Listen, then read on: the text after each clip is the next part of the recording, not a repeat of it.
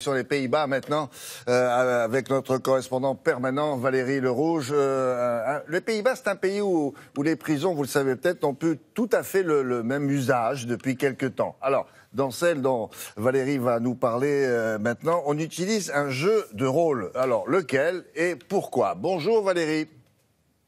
Bonjour William, bonjour à tous. Eh bien, il s'agit d'un escape game. Un escape game, c'est un jeu d'évasion en français, très à la mode en ce moment dans les grandes villes, en France notamment, où en une heure, eh bien, on doit résoudre des énigmes, faire des épreuves pour tenter de s'échapper d'un lieu où on est enfermé. Et alors aux Pays-Bas, il y a un organisateur de ces escape games qui a vu très grand, puisqu'il a organisé un prison escape. Il faut donc s'échapper de la prison, mais attention, d'une vraie prison qui est effectivement abandonnée depuis presque 3 ans maintenant.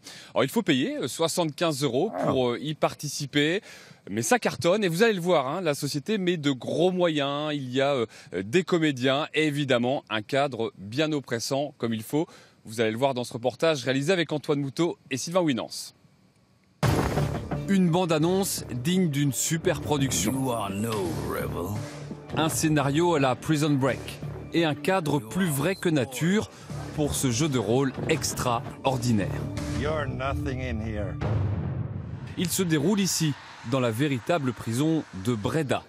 Un centre pénitentiaire atypique avec son dôme géant, fermé en 2013, faute de prisonniers. Mais depuis un mois, la prison se remplit à nouveau chaque week-end, dirigée par ce curieux geôlier. Ah, c'est la télévision française? J'aime pas les Français. Dégagez! 80 comédiens jouent les gardiens de prison ou des détenus qui vont empêcher ou aider les participants à s'évader. Et ils sont près de 300 à venir s'aventurer ici chaque week-end. J'ai vraiment aucune idée de ce qu'on va devoir faire dans cette prison. Si ce sont des énigmes à résoudre ou des épreuves sportives, j'en sais rien du tout. C'est assez excitant d'être prisonnier pendant quelques heures et essayer de s'évader. À peine le portail franchi, ça ne rigole plus. Numéro d'écrou, tenue de bagnard, regard inquisiteur, le bâtiment contribue largement à cette ambiance. C'est étrange, car pendant des années, il y avait des détenus ici. Des gens qui avaient commis un crime. Quand vous repensez à ça, c'est un peu rude. Après 3h30 de jeu, les participants ressortent soulagés et ravis. Oui, c'est très réaliste. Les acteurs sont très bien. La mise en scène est très bien sur place. J'y avais déjà participé, mais à chaque fois, ça me surprend. L'aventure séduit. Plus de 37 000 personnes se sont déjà laissées emprisonner depuis le lancement du jeu. Alors, Valérie, il y a beaucoup de prisons comme ça qui sont détournées de leur usage premier.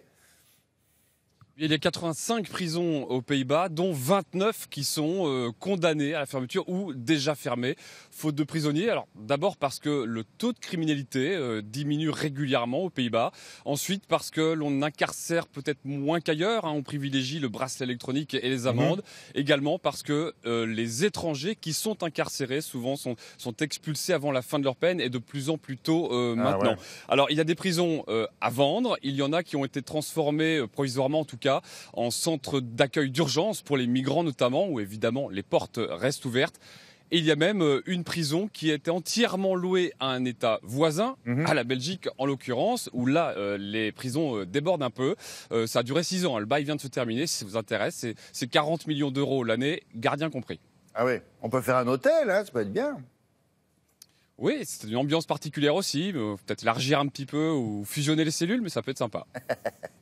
Merci Valérie, à très bientôt.